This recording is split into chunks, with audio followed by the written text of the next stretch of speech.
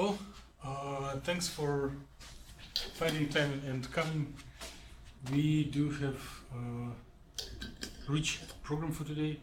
So the first, although Sam kind of found himself busy and stopped coming, but you may congratulate him with acceptance of his paper that came today, and we can now respectfully borrow pieces of his writings, because the methodology is described well there, and use it in next papers with spin polarized emission. So we have four elements of program.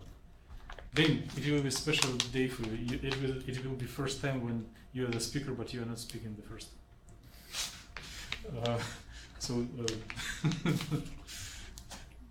John will tell about his calculations and of small titanium dioxide clusters and where they can be used with the targeting of completion of the manuscript in the reasonable future, sometimes before the defense,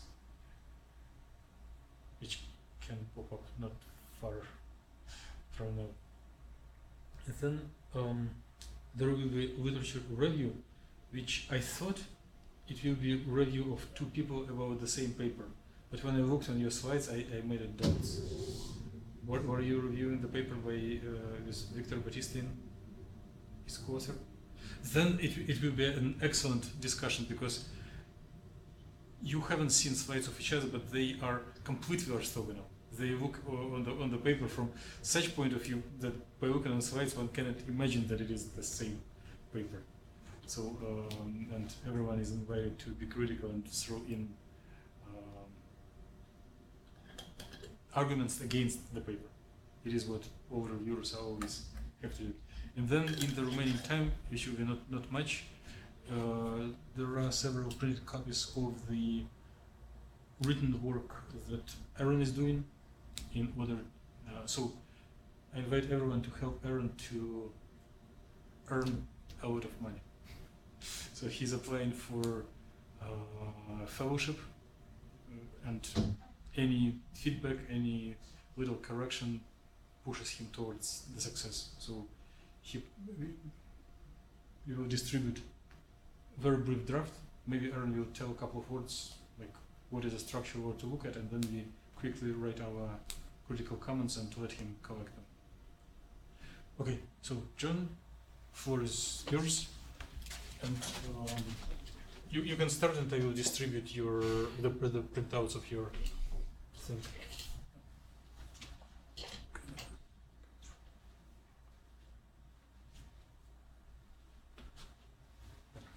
So this is going to be a little bit different than what I have on my computer, but this will be good enough. But you can connect your computer with this. Oh, that's okay. It's nothing major. Okay, so so this is some of the work on these potaxial titanate clusters. So some of the initial work that I'd done on a master's thesis was just single titanium and looking at solvent interaction, looking at how it behaves inside a water environment, and so the next size up into clusters. And so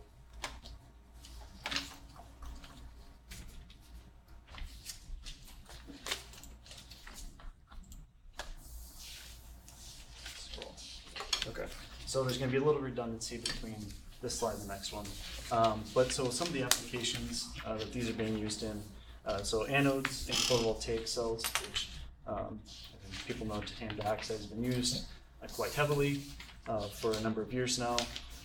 There's specific applications to these types of pollution-based processes and treating different aqueous and solvent environments. And so they can also be used for catalysis type operations. And so those are some of the things that we're interested in when we're looking at these materials. And so since the goals are actually also on the top of this, I'm just going to scroll down. And so anytime we look at a nano-sized material, we know that there are specific properties that we can modify and change just by going down into the quantum regime. And so we're interested in looking at one, how the sizes of these different clusters can change electronic structures, so the tunability of these materials. A second portion is looking at surface functionalization and ligand control for these materials. So when we're looking to do some type of catalysis or water splitting, we need to have a material that has enough energy, such as titanium dioxide, to actually provide the energy to split the water into these two components. But we also know that titanium dioxide is also not the best visible light absorber, so we need some type of modification, such as in DSSCs. In those types, we put these organic type dyes onto the surface to absorb more into the red. So then looking at how these ligand choices can modify the structures, and how can we possibly go about choosing the best ligands for what we want. And then doing what we normally do, looking at rates of different excited state mechanisms and comparing them. And so also, you know, when we have these different combinations of materials, how can the choices of these fully affect it? And so some of the things that we're interested in, looking at ligand to metal or metal to ligand types of charge transfer from the functionalization groups to the core, or vice versa, depending on where we might be interested in having the charge at the end of migration. And so then some of the things yet that hopefully will get done is looking at different dopants inside the clusters instead of just a single type, or the titaniums, putting in different types of metals, having combinations of titaniums and other metals. And then some of these types of systems actually are synthesized in such a way that they're dimers. So instead of a single cluster, there's actually two clusters very close together that have a specific binding pattern, and then looking at charge transfer. So these are, it's been a little while since I think I've talked about this, so these are some of the materials that are experimentally synthesized, and a lot of the work was initially done by Jason Benedict, who's the last one on this paper, but then Philip Hopkins, and they were at Buffalo. And so Jason actually came to USD to give a talk a few years ago, so it was a little bit interesting to talk with him. And so some of the things that they do is, you can see these are EPR measurements, so looking at electron paramagnetic resonance, so things that have spin systems in them, experimentally being able to observe them. So since we do a lot of spin polarization, these types of things can become interesting in the future. But then also looking at the different types of densities and where they're localized for states near the band gap. So you can see here they have some of the LUMO ones that are localized out on these ligands, but then you look over and see that they start to creep back into the core of the material. So you can get some type of minute charge separation just on the core and the functional groups themselves. So one of the next things is doping of these materials. And so in this top one, you can see this blue plot is just your basic anatase type material with a little bit of a shift. But then you can see that with the manganese inside this framework, it redshifts quite a bit. And so you can start dropping or functionalizing these materials to absorb more into the red, which is what people want to do. So this is density of states for some of these other types of materials. So what I was talking about earlier with these dimers, so this titanium 14 dimer, you can see has, well, it's really small, but you can see that there's two clusters close together that are compounded. And then you start going up into things like Ti-28, and then doping with lithium and sodium, and seeing how the band edges are changing. And so these frontier orbitals that contribute to the valence or the HOMO and LUMO are strongly affected by the type of dopant that gets put into the material. And so this last point on here, one of the unique things about some of these materials is with these types of metal to ligand, ligand to metal type charge transfers, it's highly dependent on the wavelength of excitation. And so depending on what wavelength you hit the material with, you can induce a specific directional migration of charges or creation of charges on different sides. John? Yeah. In the review of the literature section, did you observe, did you notice any of them emitting light rather than absorbing? So, well, okay. So if I go all the way to the end, so some of the newer work that's come out in the last couple of years, so I've started working on a couple of these initial calculations. So this is at the end of the talk, but let's see if the other one's a little bit better. Yeah. So this one's a little bit better, or more directed towards your question. So the very last slide before conclusions. So they're talking about the substitutional dopants and response of photoluminescence in the materials. And so within these types of initial absorbances, so they have these titanium 11 and 12 systems, and then you can see where the dopants go more or less in the center. And so here what they're doing is you have these titaniums with cobalt, and then you're just changing the halide, and so you can see the absorbance is shifting with the dependence on the halides. But then here, it's the same thing, but then on this bottom one, it's cut off a little bit. The difference is no longer in the halides, it's just in the dopant metal, and so you don't actually see a substantially large shift with the metal. At least in this case, they're more applying it to the dopant or the halide that is with it. So what's the difference between top and bottom panels? So the top one is titaniums, the same titanium, the same dopant metal, different halide. And the bromine, chlorine, iodine, so some type of final functional group. Is it only me who is missing it? So you're only wait. changing. The main material is titanium oxide, oxygen and titanium, and then some organic ligands. Where the bromine and chlorine are coming from? They'd be on the organic ligands. Okay. So it's specific ligands with this halide. Yes. Okay. So these additional halides are prompting this change, and then this graph on the right is the time-dependent luminescence of the material themselves, and so I don't have the caption for this, but it's along the same lines. In changing what you have on the function of the surface, you can get different lifetimes of emission. And so there's also what's going on? Why?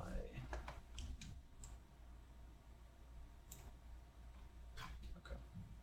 And then this is also a system I've been looking at. So this is a little bit different than the normal titanium dioxide cluster of the polyoxytitanates. But one of the issues that with these materials is finding stability inside different aqueous environments, temperature ranges, and also air exposure.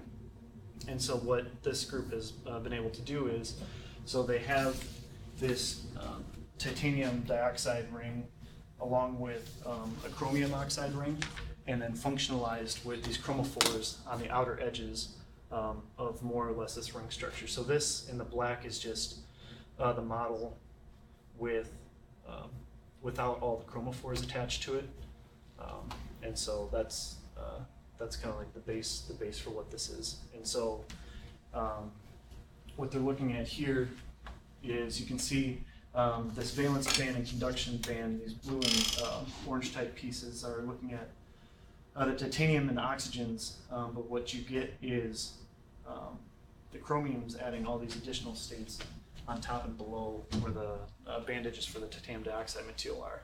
And so that's what's providing the ability for this red-shifted absorption. And so you can see in the absorption plot on the top right, you have some of your primary high energy absorption with your titanium dioxide materials, but you also are getting these, you know, peaks within the visible and a little bit of red shifting.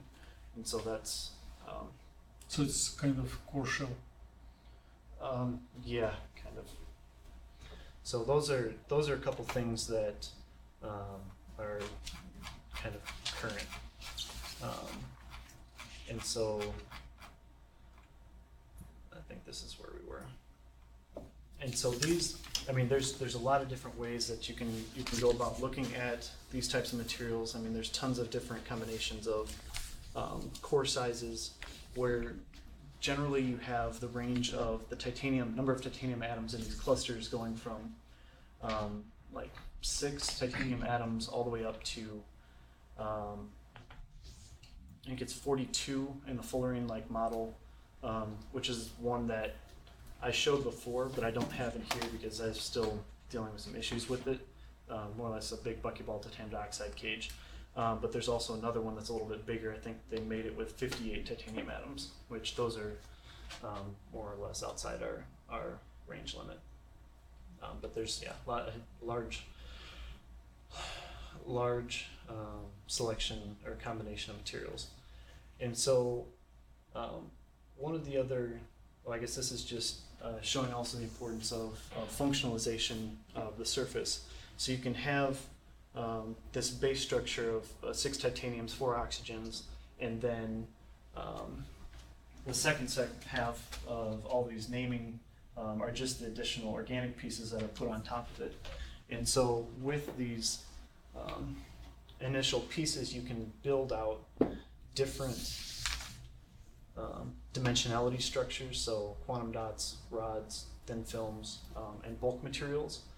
And so you can also see the corresponding band gaps in this last column here that go or correspond to the different types of materials. So there's a really wide range of combinations of things that people are interested in. You can see the different colorings of the different materials in this picture, and then, yeah, you can see the absorption structures as well. So there's a large dependence on, you know, the size of the metal core, what you put on the surface. And so one of the first ones we had looked at was this. Yes. So very interesting class of materials. Mm-hmm. What is the gap of knowledge? Where is the gap of knowledge? Yes, what is the challenge that you're trying to address? Well, so what we're trying to address now is some of it's, is there a more efficient combination of, you know, this type of ligand or core that we can put together? Are there specific mechanisms within these materials where we can try to isolate, you know, a specific excitation that would promote, you know, hydrogen evolution of sorts more efficiently, but also looking at, well, also the emissive properties of the materials. So when looking at you know, these nanomaterials, you can apply them or disperse them in aqueous solutions, and they can get into a number of different places that could be applicable in imaging type things as well. So I don't know if you had something in mind. No, but I know that the reviewer will Ask. Yeah. So it is very broad, but anything narrow, like you can think of your most impressive result and now present it as if it would be your goal. So, I mean, I think, well, given from what I've been reading lately, more of it's been applied to photocatalytic type reactions. So if there is indeed something or a specific mechanism that could elucidate more water splitting, a combination of the two, with a specific frequency, or even charge separation lifetimes for this type of event to occur, I think that would probably be probably one of the better things that could come out. Okay. Is it general that any stoichiometric combination of titanium oxides will show open gap ready for? No. So do you have any So interest in identifying one of those few champions? I mean, at this point, my interest lies in the materials that I can get crystal structures for readily,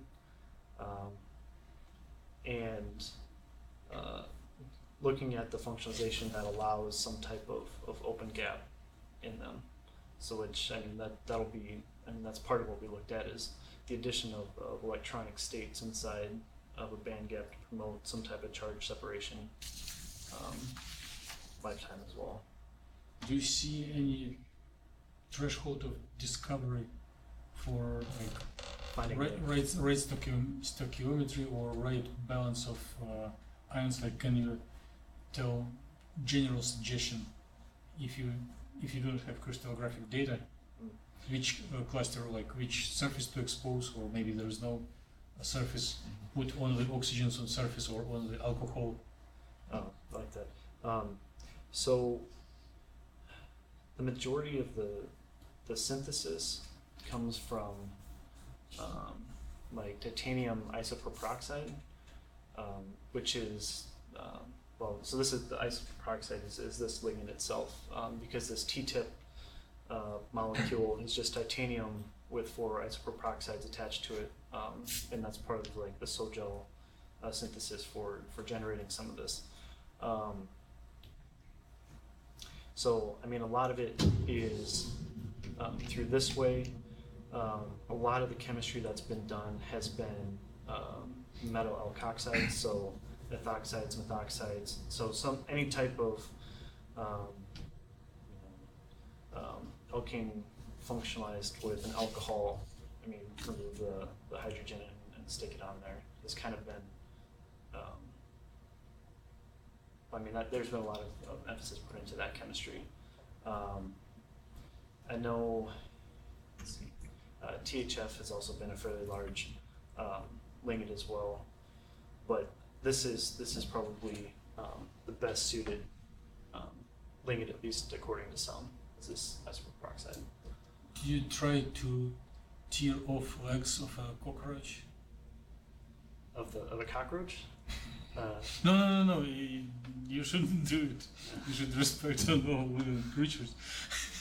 I mean, the removing ligands from this and see the.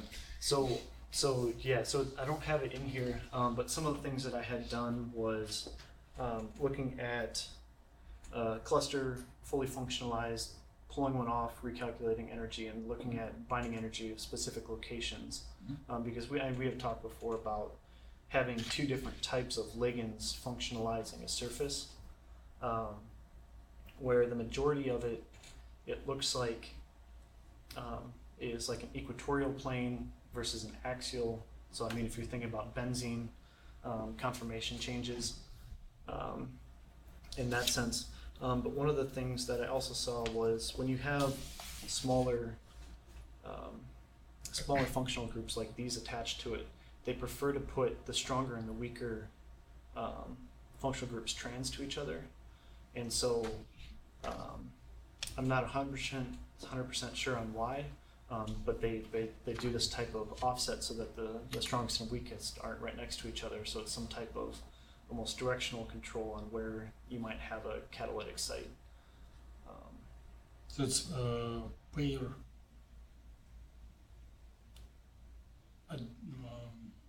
conjugated ligands. I mean, same like in the work that Aaron is doing right now. So there are like cations and anions, or maybe like partial delta plus and delta minus charge, and they come in pairs. And I mean, it's from the context that I read it, it was more that, I mean, if you have multiple types of functional groups, that's how they like to orient themselves. Whereas, I mean, if you stick with one, I mean, you'll get full coverage with one, like this model has, versus some of the others. Okay. But that's off the top of my head, that's what I can remember. Yeah, so this one has 14 titanium atoms, and it's just covered in these isopropoxide ligands. So you can see absorption is fairly normal for titanium materials, with this band gap being slightly reduced, not being completely pure titanium dioxide, but you can see the model here with isoprene peroxide ligands coming off of these exterior oxygens. So you never have binding to the oxygens that are more or less in plane on the, well, yeah, I guess those are part of the ligand itself. So they're bound to these coordinated titaniums. And so some of the difference that can happen in these types of materials as well is the levels of coordination for the titanium atoms themselves, going from like 5 coordinate, 6 coordinate, 7 coordinate, with the reactivity of each types of titanium coordination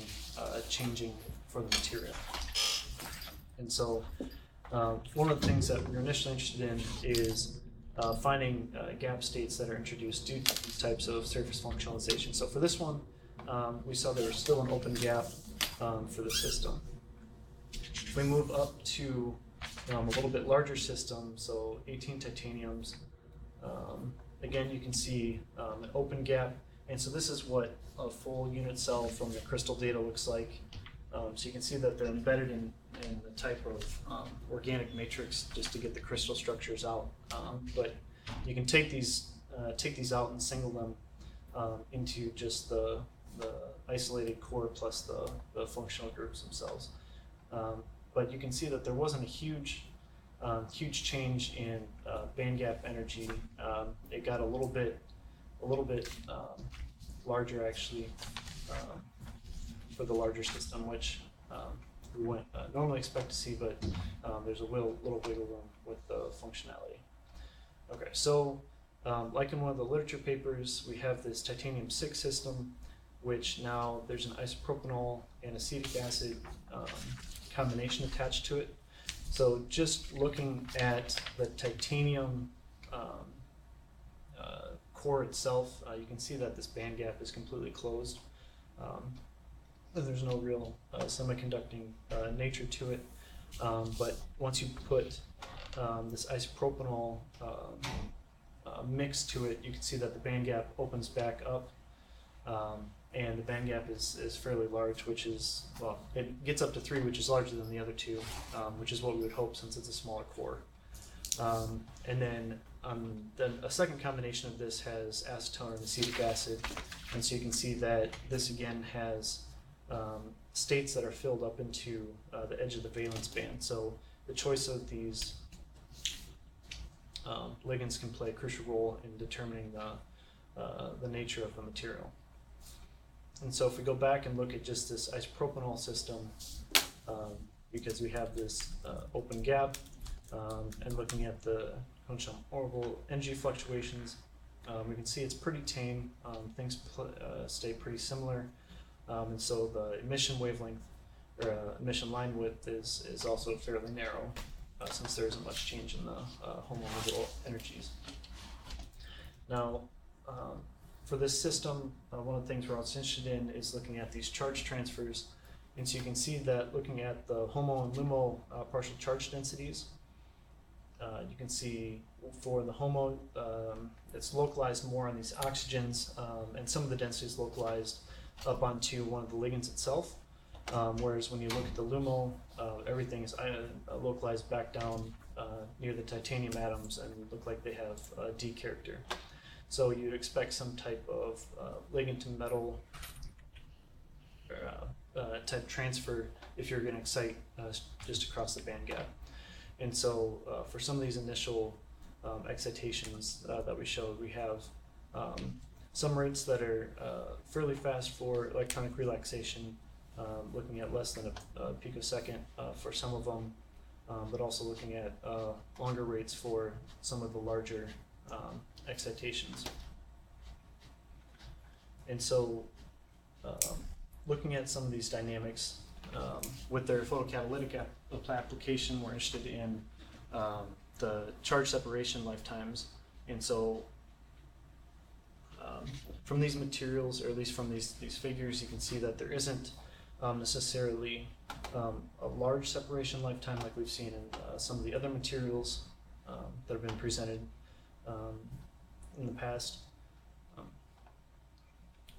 And so trying to find out if we can keep these charges localized on one area versus the other would be a big benefit.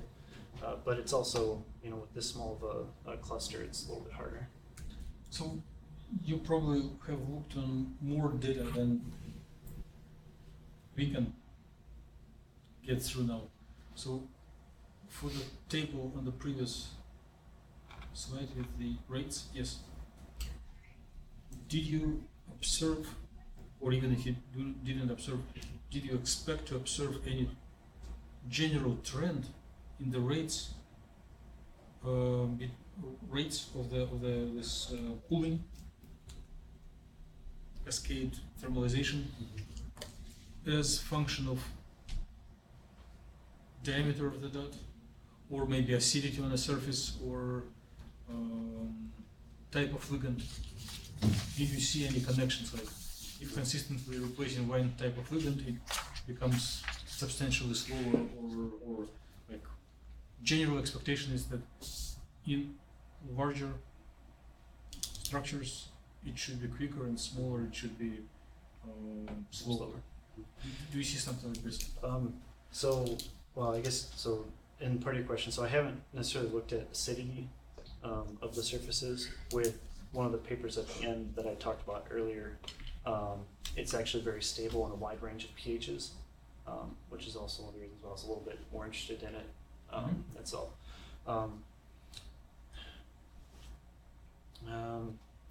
In terms of what I've seen, I would share the same expectation that it would be quicker in the larger dots versus the others. But I don't know if I've plotted, I don't think I have a plot of the two together, or have them all stacked on top of each other in this presentation.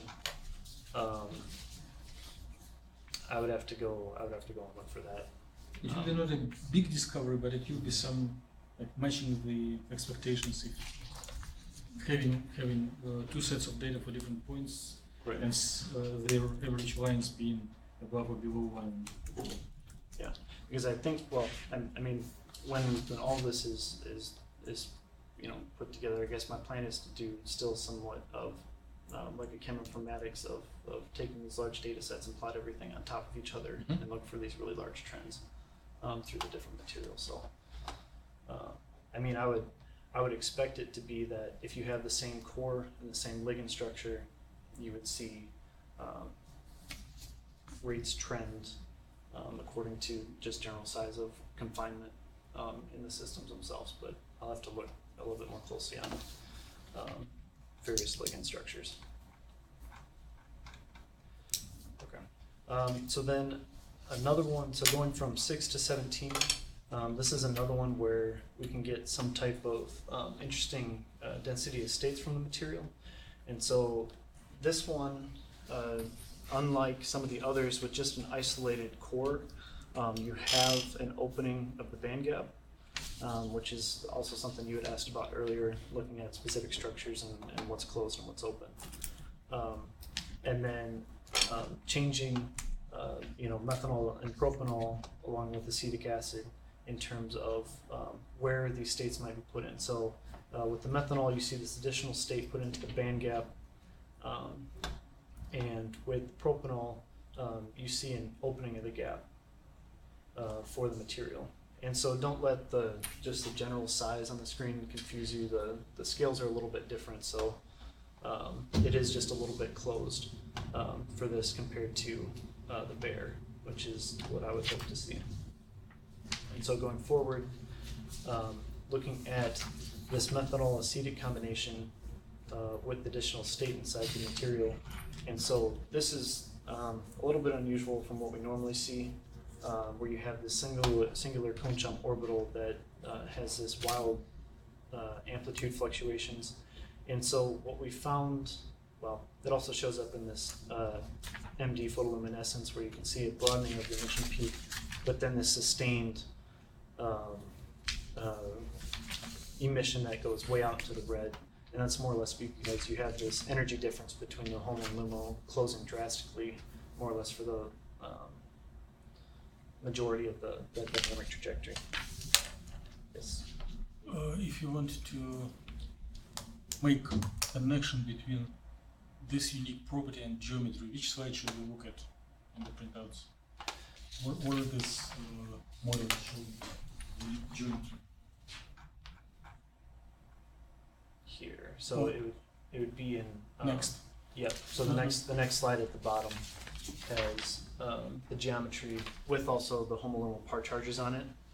Okay, then probably you were going to tell about it, sorry to interrupt. So yeah, so one of the things that we were initially interested in is this is really unusual for us. What can cause this type of thing? And as it turned out, watching some of the dynamic videos, you can actually see that one of these ligands dissociates. So it breaks off and you actually have it floating away. And so you get some type of,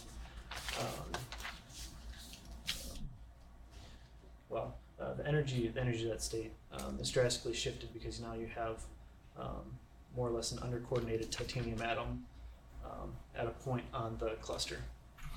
So you foresee a piece of dirty work in front of you, computing absorption energies, and see how they compare with temperature. And in the version of VASP that is installed on NERSC, there is a solvent similar as in the Gaussian polarized continuum medium. You just add two incar like sol equals yes, and then it may prevent it from going this way. Even if you're not going to do any calculations, you may put your good expectations in the writing so that reviewer doesn't pick us unprepared. Okay. Well, that sounds good. Yeah, because ideally we'd like to see it stay together. But if for some reason that it still would, even with a solvent system around, could be that there's some type of non-stable portion to this type of, or this combination of materials, and so that's why maybe it's not normally seen. Okay.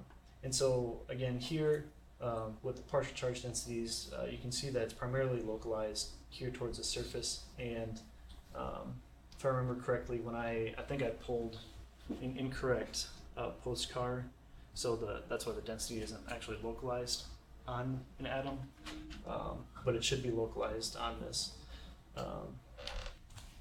single methoxide right here. But again, it goes from this type of ligand density to localized on the titanium atoms inside the core. And so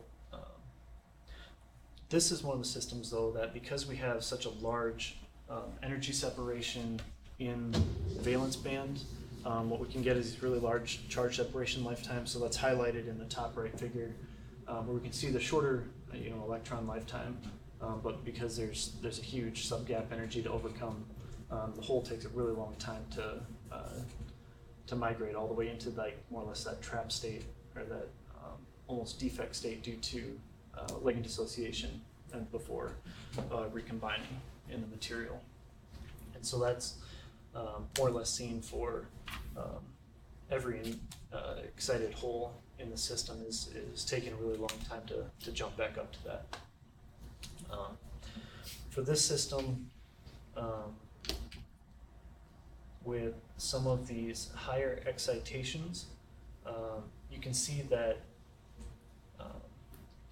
I guess the lifetimes are relatively the same, looking at in the range of hundreds of femtoseconds up to close to 1 picosecond for electronic cooling, which is a little bit faster than what we had seen previously in the rates of the one that I had described earlier, where there were a couple rates that were fast, probably in the hundreds of femtoseconds, but a lot of them were looking at anywhere from 1 to tens of picoseconds, probably, or I believe.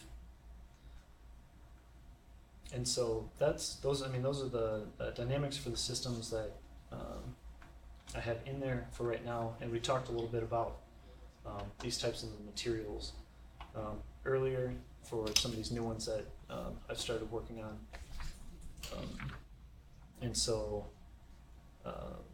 yeah, I mean, I don't know if I need to pound these into your head anymore. We're interested in, you know, combinations of horizontal ligands, what these different functionalizations can do, what dopants can do, which will be some of the next step. But then looking at the relaxation events inside the materials, and how they depend on our choice of material combinations. And so,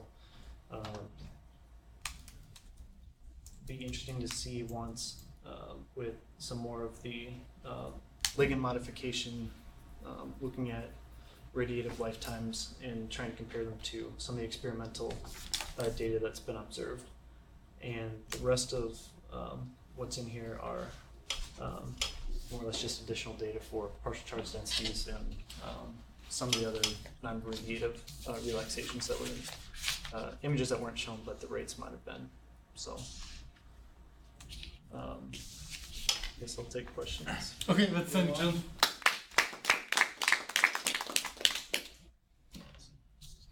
So what made you go with different groups, like with the TI6, I see you did isopropanol, and then with the TI17 you just did propanol. Is there a reason behind that? Is it? Can I immediately translate your question? How did you come to idea that you sit with Avogadro and draw all the structure? Why this one and not another one? Is it? Well, the short answer would be, initially, Dr. Killen gave me specific models that we were playing with, but this goes back to some of the question you were asking about what types of ligands, or what on the surface would actually benefit some of the observables that we might want to see. And so the polyoxyl metallate clusters, and so the metallate alkoxide chemistry, I mean, has been strong for a long time. So anytime, like I was saying, anytime you get a deprotonated alcohol on some alkane group, it's likely to be coordinated on the metallate surface. But, Well, now I will translate his answer. and they're the smaller ones, so they're not really large groups. They're well known. I will translate his answer to you. Okay. I want to be and to keep unique, therefore I will not disclose my main secret to you. I didn't draw any of these clusters. They are experimentally observed through X-ray diffraction. So keeping consistent as far as, like, I mean, want to give a lot of evidence to back up your claim about the band gap if you had like isopropanol on both systems. That way you could say, Well, so I think they're, let's see, so we're looking at which ones, the 17 and the, right, so you're asking a question about this propanol group, right? Yeah. And the other one, so, because the propanol group and that is and the isopropanol group are, doing opposites, right? The isopropanol is making it wider, and the propanol is making it. well, it would just be a little bit of change in the chemical structure. I mean, so it's maybe more of a nomenclature thing where, I mean, you have a terminal alcohol versus, say you have it coming off of the tertiary carbon or something like that. So, I mean, they're the same chemical structure, just stoichiometrically just a little different. So, but it could be that I just forgot to type in iso on the one. I'll just have to make sure, because I only showed the other one on there, the methanol and acetic acid.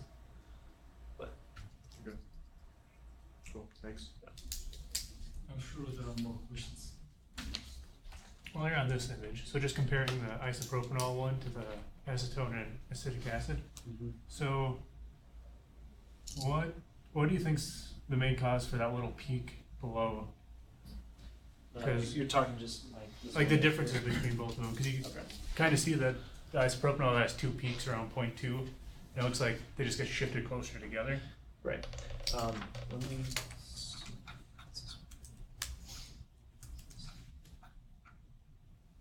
Right. So I would say the initial peak creation is similar to what happens in this methanol system as well.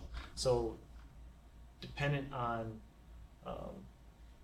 what this acetone or the methanol, both of these systems are showing this type of extra peak inside this initial band gap. And the only difference now is that this acetone acetic acid has additional population further up into the valence band. So I think part of it is, well, at least in this system, right? So there's only 6 titanium in this one. So I think the size of the core itself plays a role in the fact that there's not as much physical space potentially for these orbitals to delocalize and separate energy a little bit. I mean, that could be one thing. And the second could be it's just that specific combination of two ligands itself produce states that have energy, in a completely different region, some different interaction or hybridization on the surface that shifts some of them. So it's a hybridization effect, not like an electric field effect, like shifting states, or it could be an interplay of both. Yeah, I mean, yeah, that's a good question. I'll have to look to see if there's a specific answer to one versus the other. I think you could be right.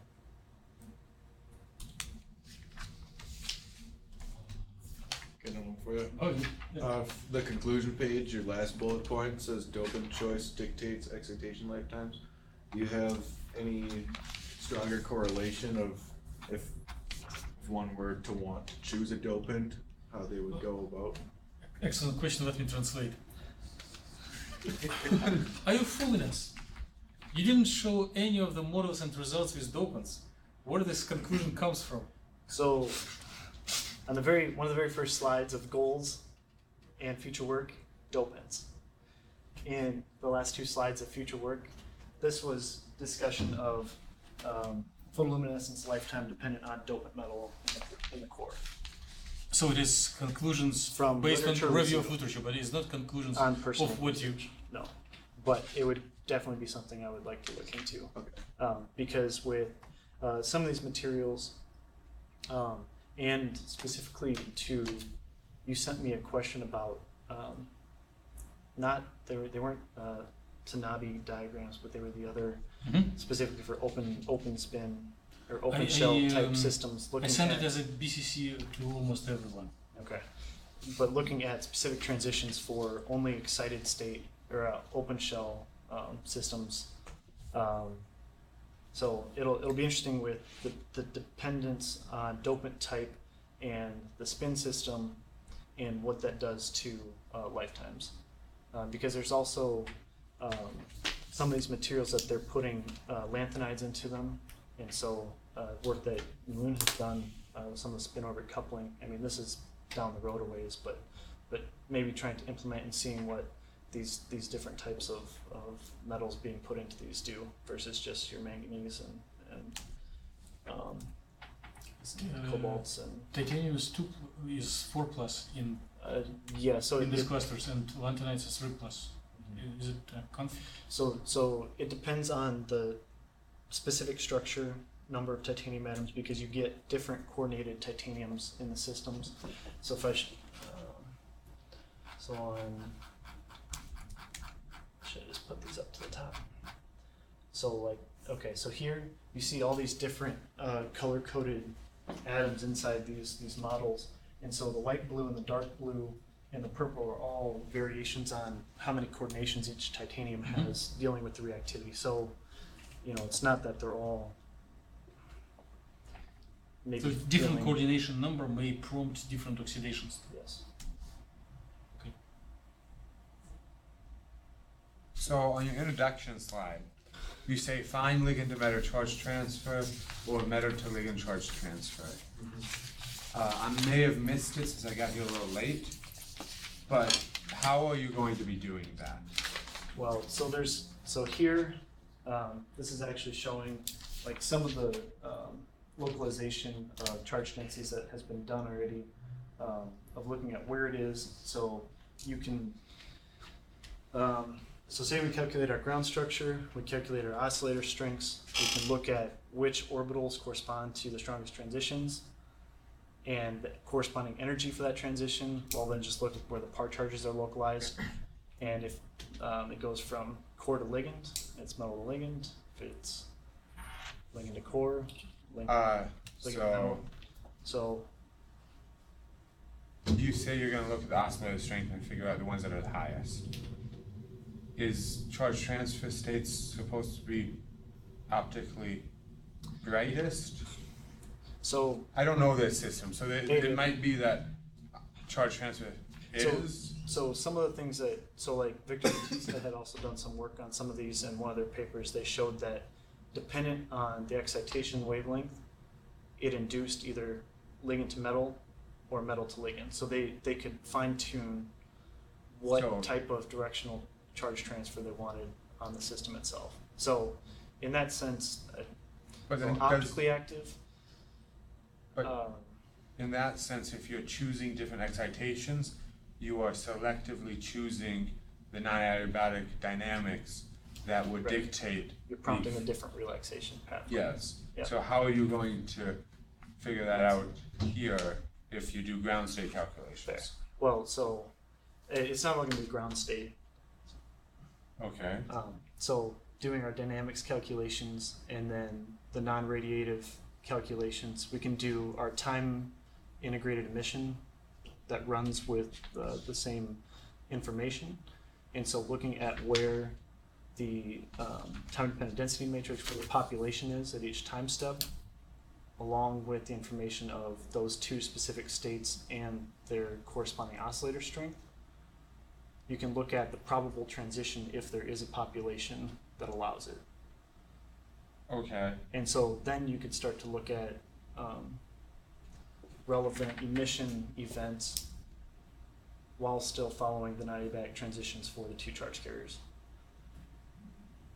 Okay. Back to your point about Batista. If you choose different excitations, you will go down different ensemble trajectories. Are you going to do that here, or are you assuming that your bonds are strong enough that no matter where you excite, they will go in the same trajectory? So we're working on an assumption of a ground state trajectory for the dynamics. We're not taking ensembles. Okay. So you That could be interesting, but okay. not available at this point for me. And then why don't you do something like just a density overlap to figure out charge density versus visually looking to see if things are on different parts, right? So if you look at these figures and you So you're do basically just saying do a subtraction? virtually, or multiplication, because if you subtract, then you'll get, So I mean with the oscillator strength calculations, well, no, that wouldn't, never mind, that wouldn't indicate where they're localized. Because this is what I got. okay. So let me translate question of Q&A. Were you just lazy to plot two orbitals on one panel? No, I was saying, why don't you Why don't you plot numerically both occupied and unoccupied orbital with Oh, the different same colors model. and making them transparent on the same panel? or just have red and white, red and blue, and then Yeah, I could do that too. But- The way I plotted them was. my question was more, I know I'm pretty sure Dimitri has a code where it would be relatively easy to write, where you could take each cube of the cell and figure out the density, multiply them, get a value sum, and then you would have a relative overlap, sort of. And then if that number is large, it's not a charge transfer. If it's small, it is charge transfer. Oh, doing it that way? And then you Wow. wouldn't have to optically look, and then you could do like a matrix and say between these orbitals is high, these are low. Now, let me again comment and partially translate. Words of Levi. How does your code work for finding transition type? Is it right that it just shows overlaps of one orbital and another orbital and multiplies by position?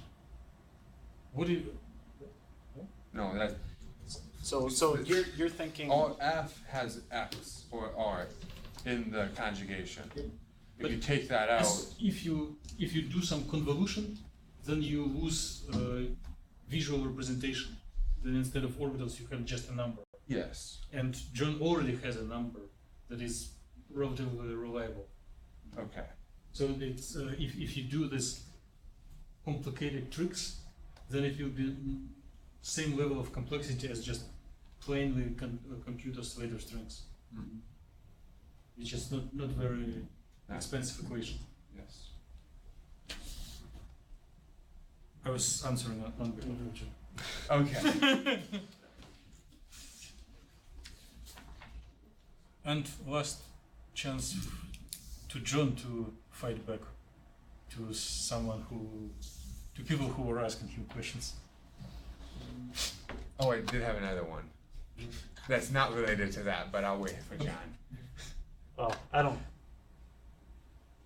What is your question, Levi? So, on like slide 4, I think it is, you have like an array of these molecules. Are these, Is it this one? yeah, are these ligands making a superstructure, or is it just happenstance that when they drew it, that's how it that's how it was? So this was done. Yeah. So this was done by a different group. I think the way that they just have these panels drawn, that it just looks like they're close. I would expect if they were inside some organic matrix, they wouldn't be as neatly lined up. There would be interplay. Okay, so these are not going to be in a super structure. They're gonna be Isolated. extended. Yeah. Okay. So Can you scroll down. I was going to show them this other image. so So if you literal answer to Yeah. question of Dane. In addition, well, it is answer to some of the questions of Levi, and it will be a literal answer to the question of Dane, who was asking you how did you came up to idea to draw the Oh. structures. right. Well, so this when they initially take the crystal structures, I don't think they're quite here yet, Levi, but they put them in this organic matrix, and they get the XRD data, and so then I just go in, and in this case, replicate the unit cells and cut out a single Okay. structure with the ligands intact, and start from there. Yeah, and my handout only has odd numbers. Okay. We can blame the NDSU design and sign printing service. Oh, okay. So I didn't have Yes. that guy. So, in fact, it is superstructure. It is array of closely packed quantum dots. Most of benefits observed for like cadmium selenium quantum dots or perovskite quantum dots packed closer are not expected to play big role here because the gap is large. So it is not intentionally made this way. It is they were crystallized just as a processing and characterizing localization of the synthesized materials. So they were crystallable, easy to crystallize, and then easy to characterize by X-ray diffraction to get the positions of all atoms. So these structures are not drawn by human; they are directly measured.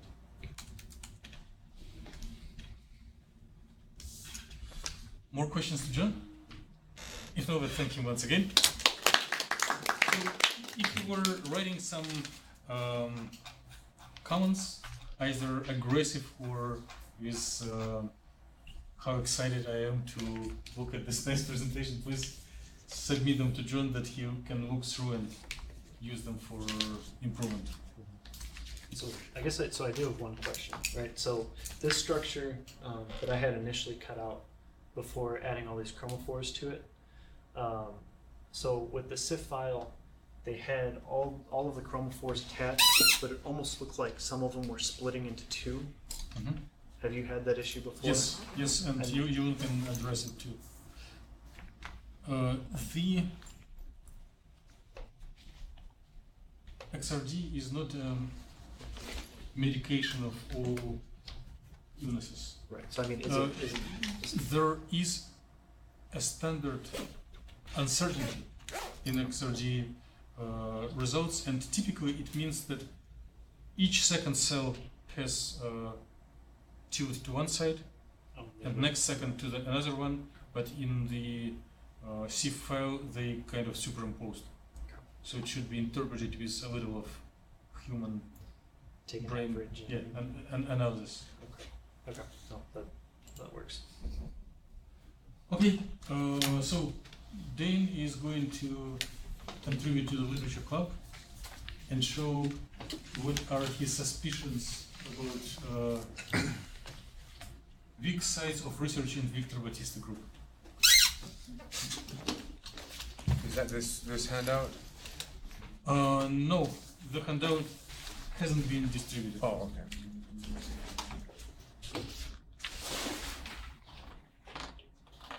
It's for you. So you don't agree? Thank you. Enough? No, that is this handout.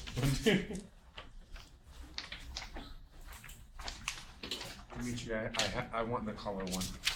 Huh? I have. Yeah, no worries.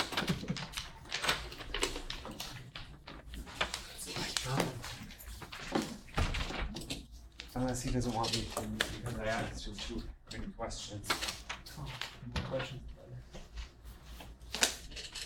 Alright, so we're gonna call this a facilitated discussion, how about instead? Alright. So, this title of this paper is right there, Electron Transfer Assisted by Vibronic Coupling from Multiple Modes by Victor Batista and group.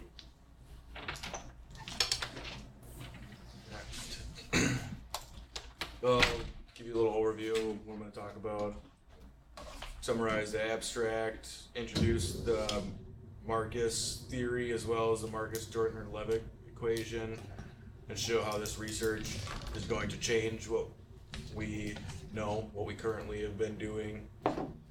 Talk about some of the results that they came to in order to prove that we need to change our methods.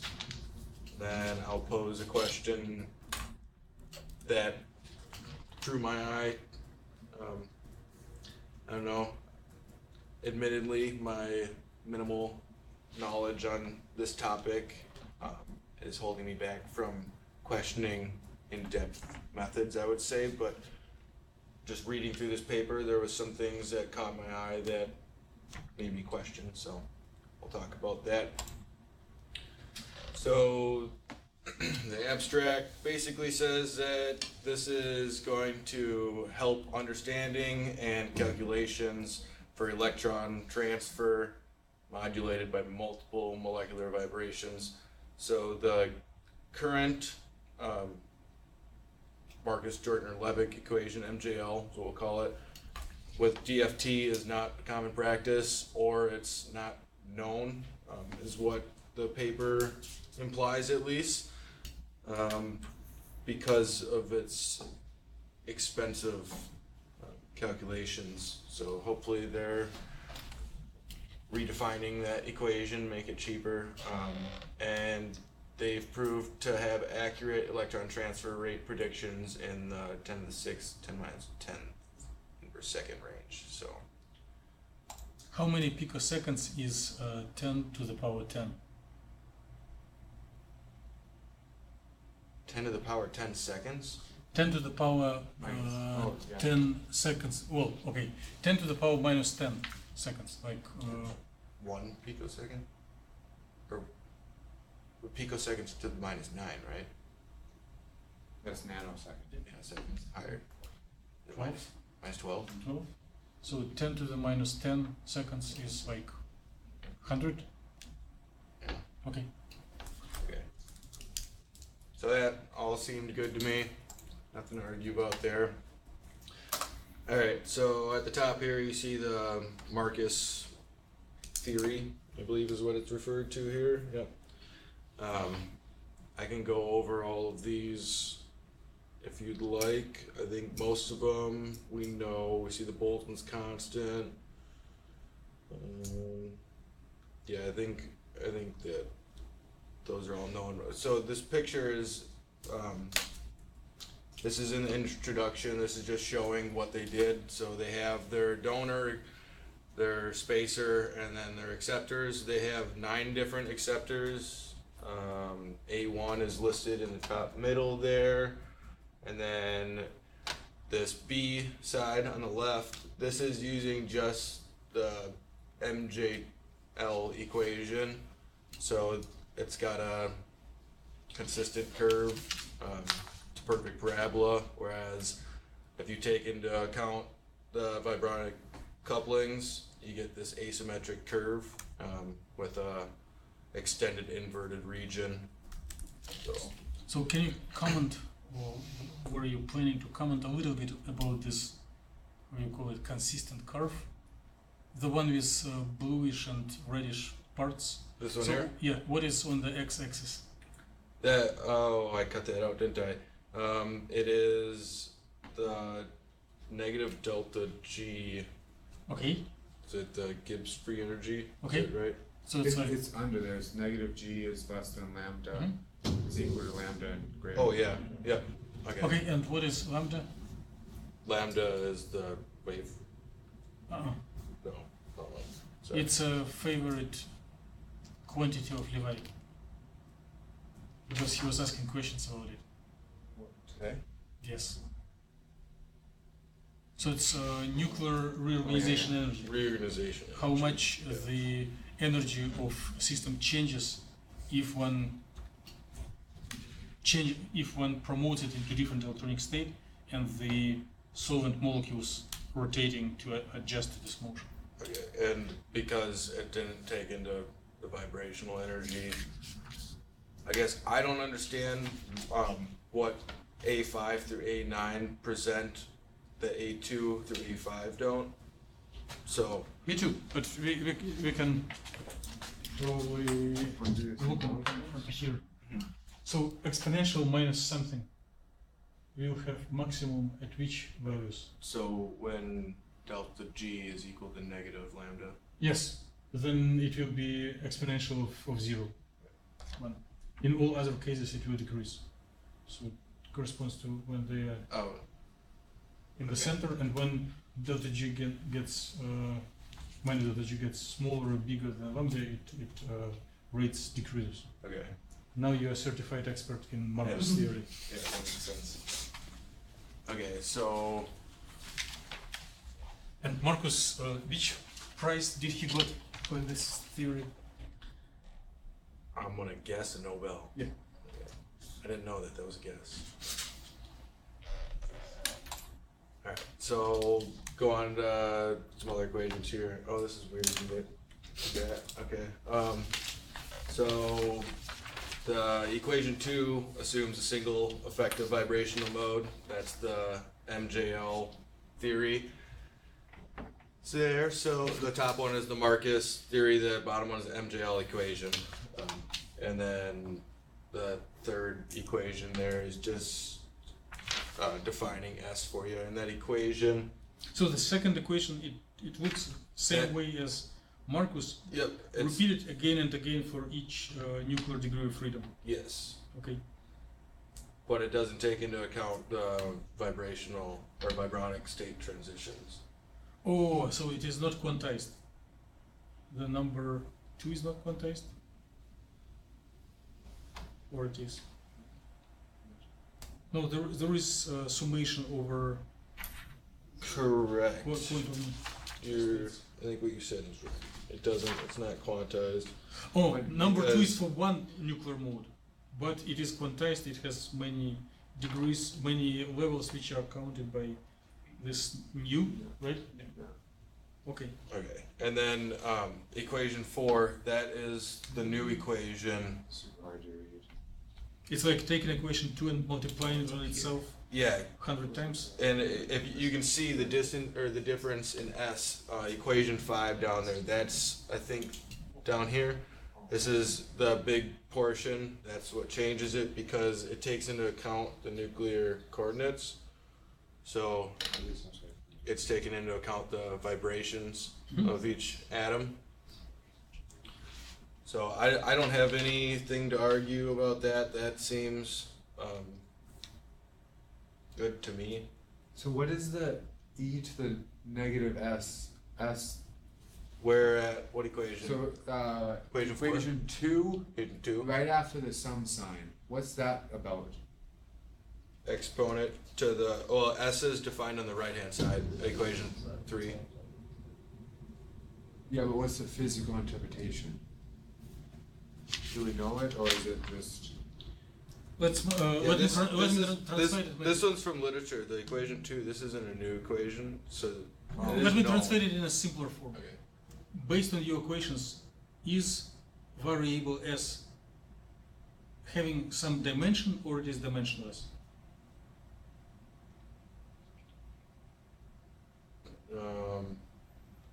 Like anything that you place into the power of exponential, is it allowed to have dimensions? No, So s is dimensionless. okay. And what is on the rightmost? It is lambda nu divided by h omega. So it's something like reorganization energy in units of vibrational frequency.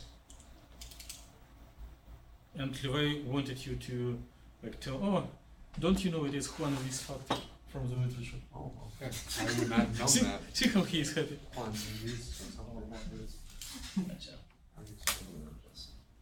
So it is dimensionless reorganization energy. Yes. Okay. So, again, I don't have anything to argue about this equation 4. I have more to argue about how they came about their proving. So we'll talk about here. So,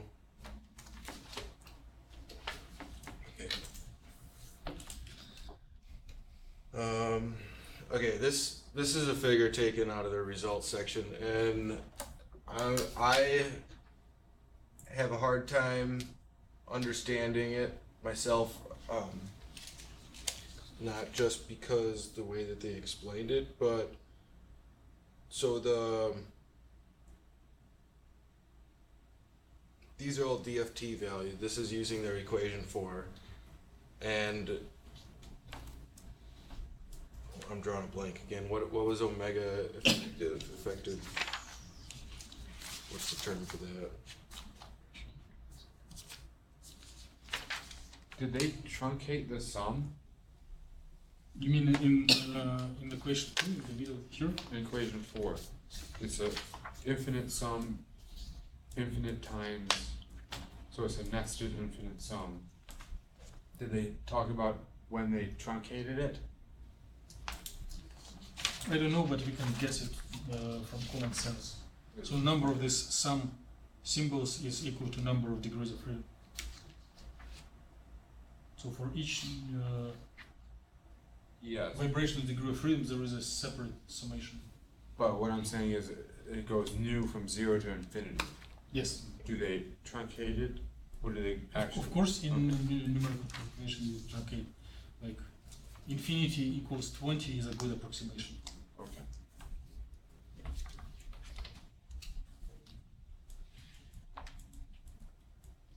Okay, I gotta pull this again.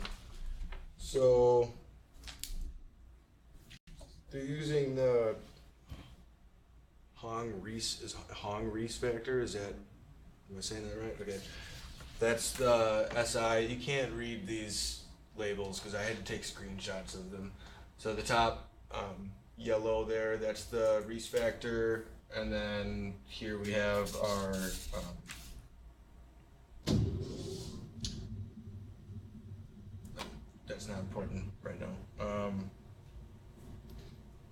and then we have our wave numbers on the bottom. And from equation 1 and 2, from the past, before vibrational modes were taken into account, when it was just one mode, the wave number was always used to be 1500, but now these results are showing much lower values than the 1500, which the 1500 was calculated by 1500 in which units? Inverse centimeters. Which is CC stretch frequency. Yes. Okay. So that was what they were using as the aerial breathing mode. So it's basically just an assumption that only one mode was responsible. Yeah, that's what they were assuming all before this paper. So now they're taking into account more than just one, and proving that what was done before with just one is kind of obsolete. And so what's the x-axis on these plots? So you said the Horner's factor. And Yeah, it's I integer. Or it is number modes, of number of modes. Normal mode. So it's just an integer. Most important modes. Okay, so they just selected 5 of the most important modes and put them in. Yeah, as you can see, so this one here, the top one is A2, the middle one is A5, and the bottom one's A7. So those are the dyads from the picture I showed you earlier. So A5, this is the one with the highest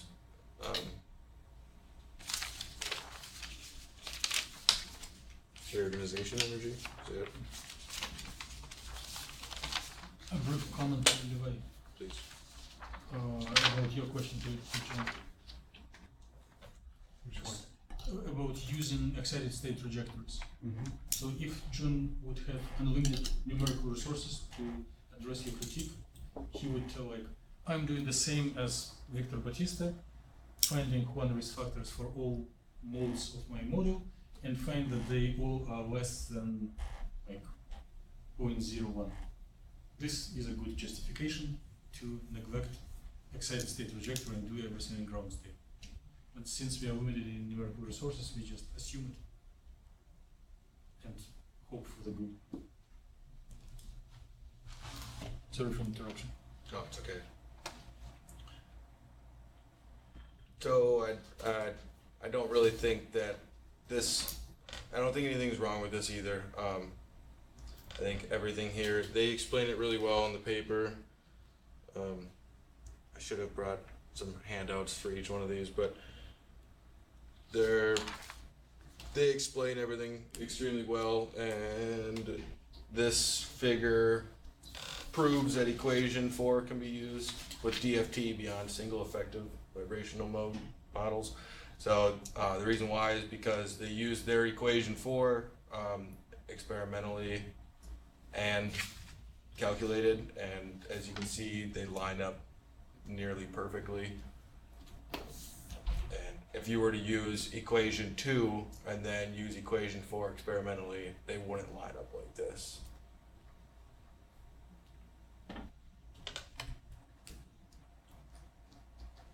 Alright, so this figure 6 is the first one that I really had a question on myself.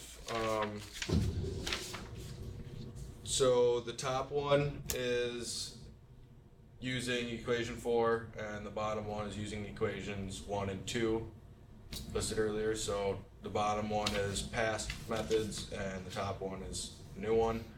The black on both top and bottom is the experimental, and they mention that that A5, so even though it's lower on both, it's actually expected to be higher due to I don't remember what reason was it they said.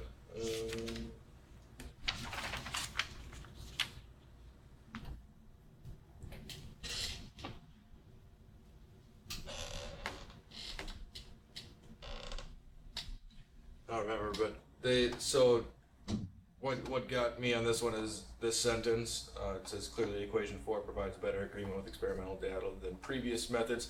But you don't see figures to support this statement. Yeah, I mean, you can see that obviously these points are much closer than these ones, but I don't think that In both cases, they're somewhat off.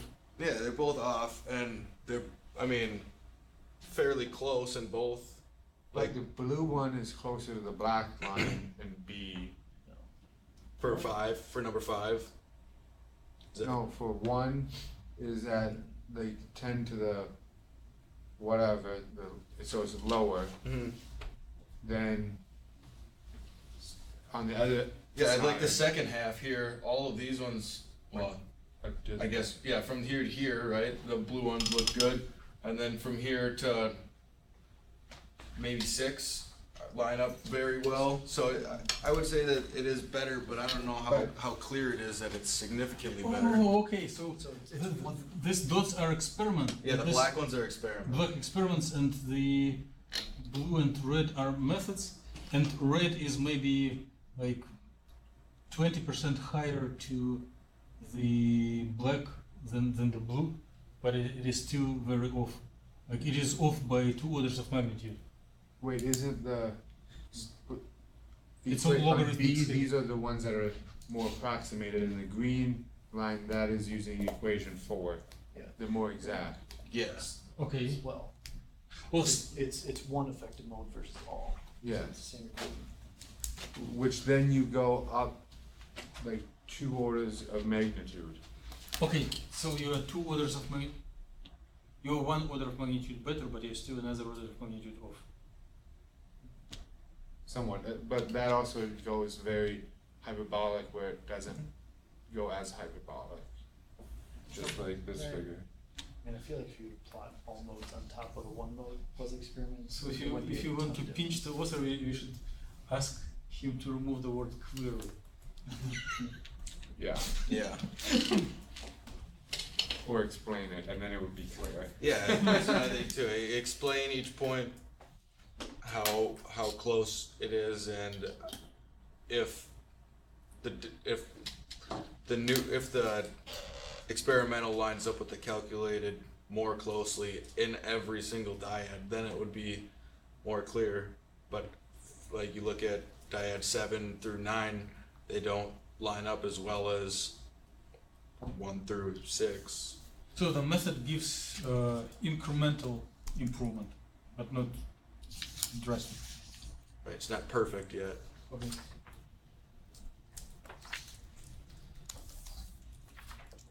It's probably not a false statement, but could be refined.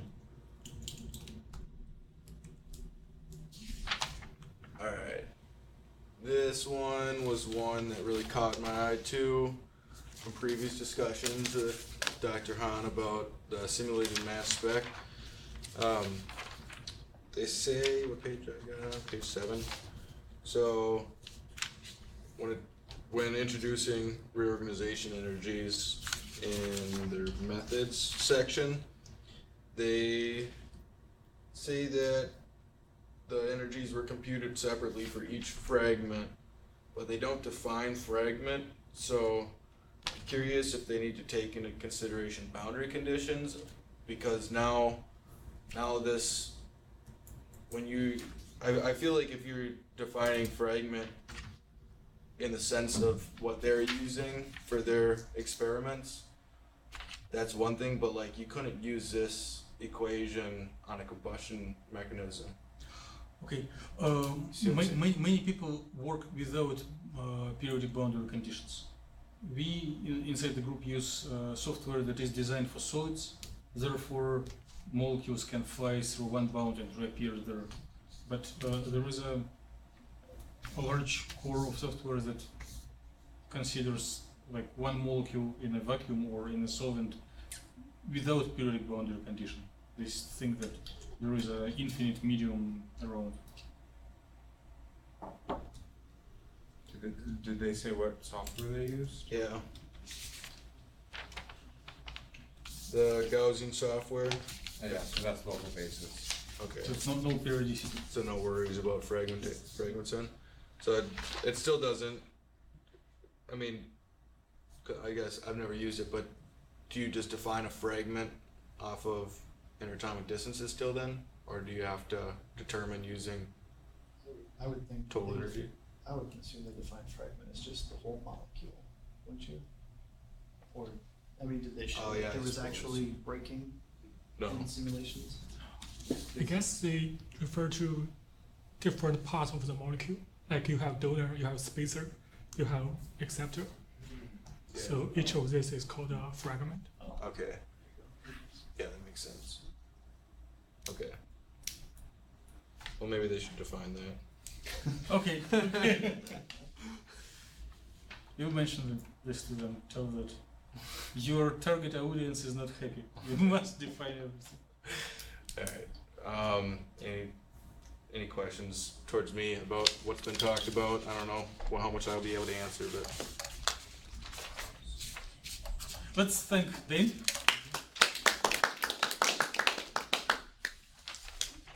There were a lot of discussions, I don't more. If no, let's thank Dane once again. And go to the, we are done with the half of our program.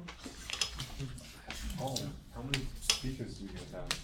One more and then we'll do a little editing.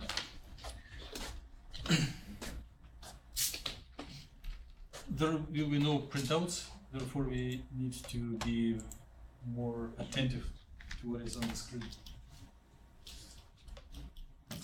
Okay, so this is the topic. So it's pretty long, so I'm going to skip it.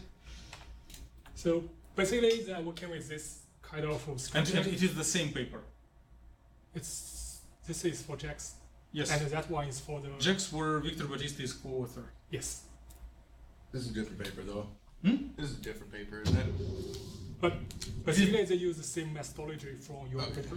So, Okay. and actually, Dan is much more brave than me, so I don't have the courage to look at the equations and something like that. So basically, this is a structure they will look at. So this is a photosensitizer catalyst assembly. So basically, it has two fragments. So the first one is the PDI. This is a dye, and so this part is neutral, and all electrons are paired. So we have singulate ground state, and we also have the metal complex, and this metal complex is for catalyst to carbon dioxide reduction, and it has a singly positive charge, but all electrons are still paired. So we also have singulate ground state. So here is a very brief flowchart. So basically, the author synthesis is kind of assembly, and then by using some mild chemical reductant, we can get 1 electron reduction of the PDI-centered lumen. So we have this kind of species. And what the author do next is to monitor the electron transfer dynamics by using ultra-fast transient absorption spectroscopy. And then they use simulated UV absorption spectra computed by TDDFT to interpret the experimental data. So here is a little bit background about the transient absorption spectroscopy. So in standard absorption spectra, we only have one light source, and then we measure how many light transmitted by the sample. But here we have additional light source. This is for laser excitation. So we can use this light source to excite the molecule from ground state to excited state, and then we can measure the absorption from the excited state molecule. So in the manuscript, the absorption spectra is kind of weird because they have negative values in the absorption. So I'm going to explain why. So here, so suppose there is no laser excitation, all molecules are in the ground state, and at this time the absorption is AO, but with some laser excitation, we will promote some molecules from ground state to excited state. And the absorption at time t after laser excitation is AT. So the absorption difference is defined as AT minus AO. So this is called a difference spectrum. And there are several components in the difference spectrum. So we can have excited absorption, we can have ground state bleaching, because for the ground state bleaching, we have delta A less than 0. This is because number of molecules in ground state decreases due to laser excitation. And we can also get the stimulated emission. So here is the figure in the manuscript. So the top one is for the different spectra. As we can see, we have some negative values for the absorption. And the bottom one is for the computed absorption spectrum. And this is based on the isolated fragment approximation. So basically, instead of study the whole system, they separate the system into different parts like donors and acceptors, and then they compute these fragments individually. Yeah. Would it be correct to guess, not about this paper, if we take our methodology that we have, prepare a system with Ferrier excitation from ground to excited, keep their occupation numbers, and then compute absorption spectrum, then it will be a way to predict bleaching?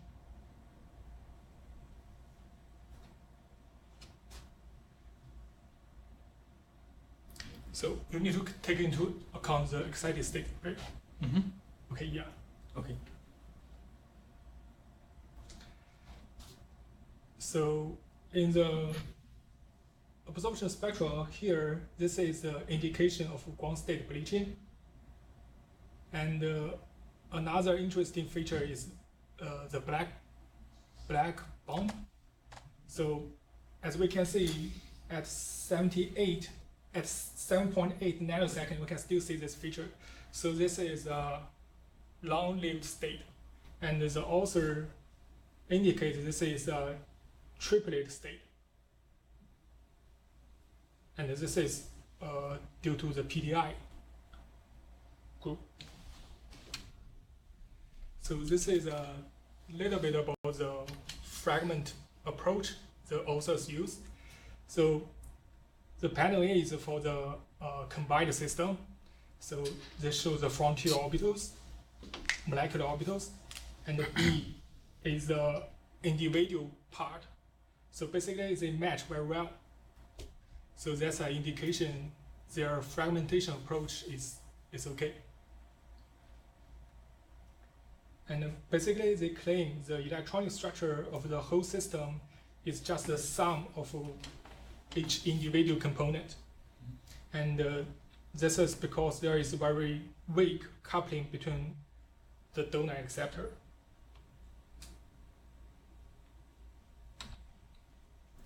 Okay, then the author proposed the electron transfer scheme. Okay, so we start with the ground state configuration, and by laser excitation, we can have a transition from ground singulate to excited singulate, and we have this kind of configuration. And then, but it is singlet only for B-pyridine complex. For the other side, it is doubled right now? Yes. Okay. Because the excitation wavelengths they use is just for excite the metal complex. Mm-hmm. So after we get this S1 excited state, there is a very fast inter-system crossing facilitated by spin optical coupling induced by the metal. So that we have two cases. The first one is low spin case, the second one is a high spin case. And these two states are equally populated because there is very weak coupling between donor and acceptor. Do they define fast for intersystem crossing? I guess maybe it's mentioned it is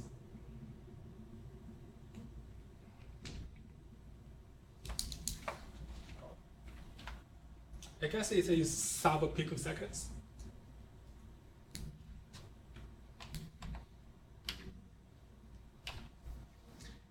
So now we focus on the low spin case, and there is 3 charge transfer scenarios. So from here, maybe the first one is the charge transfer from LUMO of the metal complex to PDI.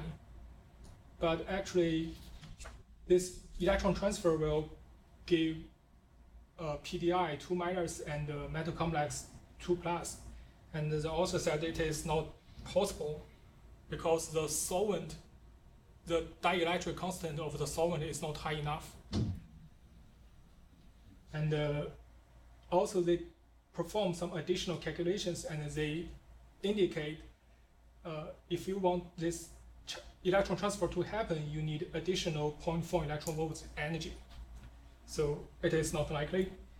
And the second scenario is we have electron transfer from LUMO to here, to the HOMO of a metal complex. So we have this kind of configuration. And this kind of configuration can go to this configuration because there is spin allowed transitions. So electron goes across the gap and across the interface at the same time. Yes. Okay. And the third scenario is a whole transfer scenario. So basically, the electron here may go to HOMO of metal complex. So we have this kind of configuration.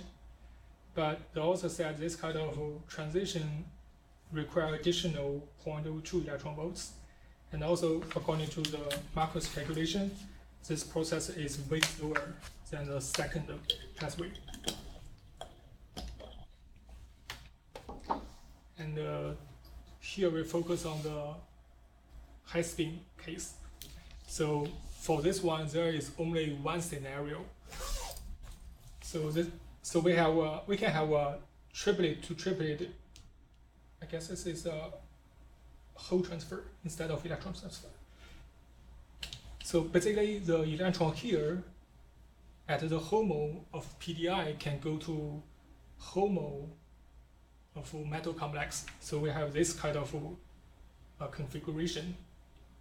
So this is a triplet for the PDI component. And because, so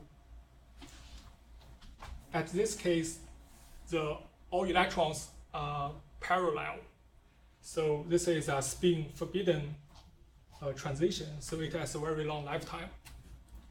And I guess the paper mentions the lifetime is 60 nanosecond.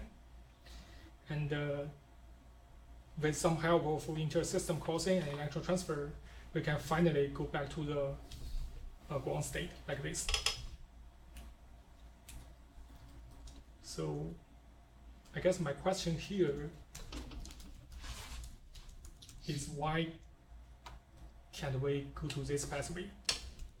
I guess my question here is why we cannot go to this pathway. Point.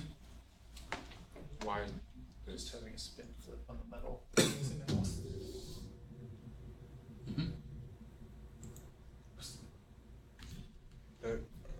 Aren't they one and the same? If this No, the direction of arrow on the right, top right.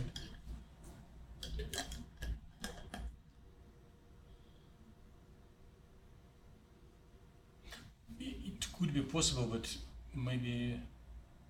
Well, I do not have the answer, but typically not possible means there is a big energy penalty.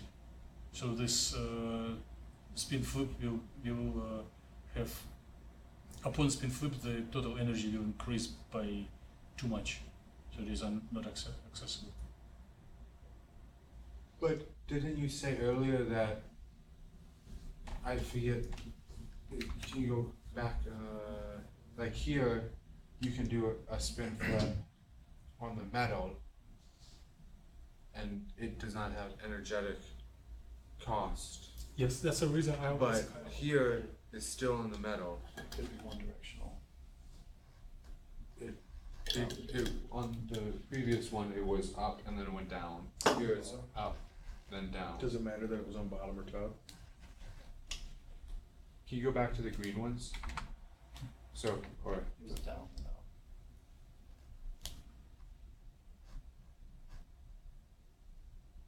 sure. But that would make it go from a singlet to a triplet case, right? For the metal, the complex. Would it be due to, like Russell-Sander and Hum's rule, where it wants to be in the lower energy? You mean like maximal magnetization, maximal total spin? No, if you write the Russell-Sander term, don't you write the spin state that is the minimal?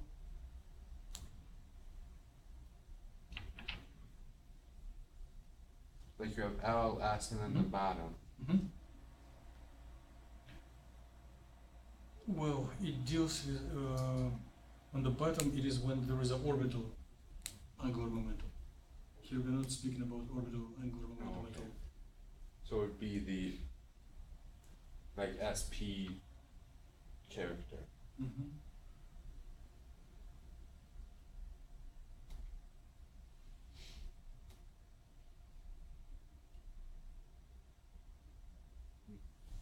Okay, we have something to ask to the author. There is a contradiction in this discussion. No, that's all I have. Okay, thank you. More questions? If no, let's quickly go to editing mode. So it is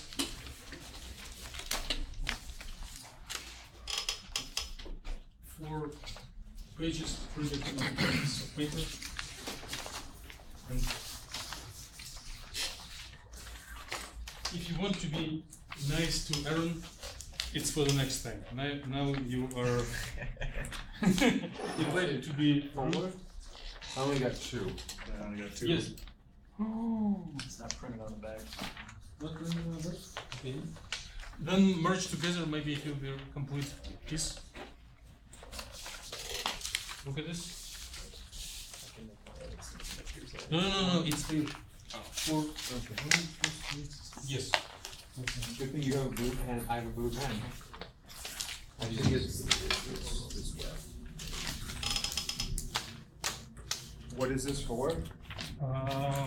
Molecular Science Institute Fellowship. Is this? No, Yeah, he's not eligible. I don't believe, right? You can enjoy Yeah, you're right. reading You only it. apply once now. I thought they, For grad students. Or if you can give us brief, yeah, this is pretty much the same. brief intro. It is uploaded there.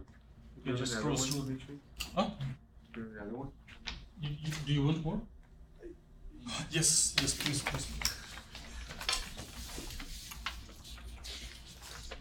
So this is the second year that this institute has offered out a fellowship for graduate students and postgrads for basically what they're looking for is software development. They're looking for interesting software developments in areas that they're interested in, which ranges from like dealing with macro systems like proteins or dealing with electronic structure calculations. So this was and then they limit 2 pages for the proposal. So you have to be pretty brief, but pack a lot of information in there. So if you squeeze it back into a single line space, you will be in 2-page limit. Mm-hmm. Okay. Yeah, so, And you have no figures then? right, and I wanted to put figures in there too, so ideally I'd want to cut down at least half the text of what I have for now, so Half of what you got, you want out? eventually it'll probably get taken out. So if you feel things are redundant, don't feel the, Who will be reviewers? Is Oh. it general audience or like physical chemists yeah, so or social workers? they said it was people that work for the institute or are part of the fellowship, or not fellowship, but people part of the institution. So it'd be other computational chemists Okay. grading this.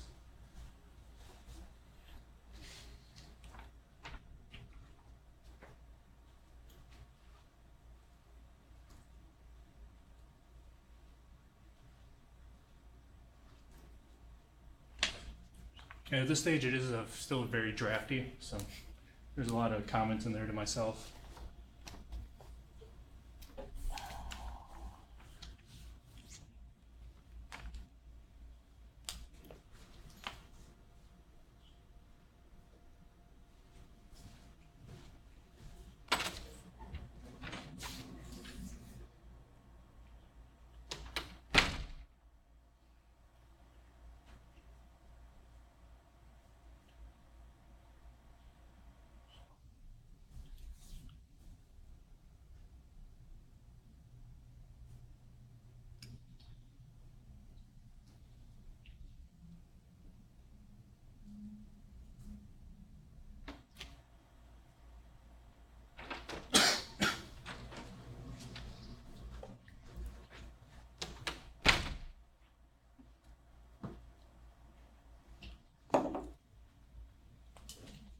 Your call will be disconnected.